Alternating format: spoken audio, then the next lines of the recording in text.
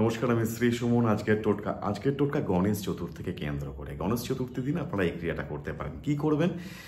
বাড়ির প্রধান দরজার সামনে আপনি 4 ফুট ওপরে গণেশজিকে প্রতিষ্ঠা করুন। গণেশজিকে যখন প্রতিষ্ঠা করবেন, গণেশজির নিচে কিন্তু অবশ্যই 1 টাকার কয়েনে কাঁচা হলুদ, সিঁদুর এবং চন্দন মাখিয়ে প্রতিষ্ঠা করাবেন। মানে তার ওপর আপনি গণেশজিকে রাখবেন এবং গণেশজির চারদিকে 27খানা 27 পিসেস কালারিং স্টোন আপনি ছড়িয়ে রাখুন।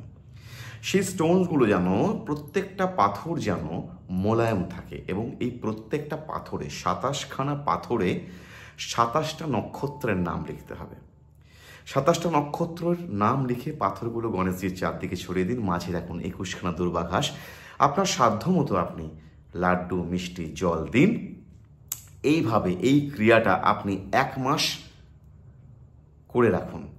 মানে আপনি আপনার প্রসাদগুলো পুজো শেষে অবশ্যই বিতরণ করুন, কিন্তু পাথরগুলো সাজিয়ে রাখুন প্রায় টানা 1 মাস।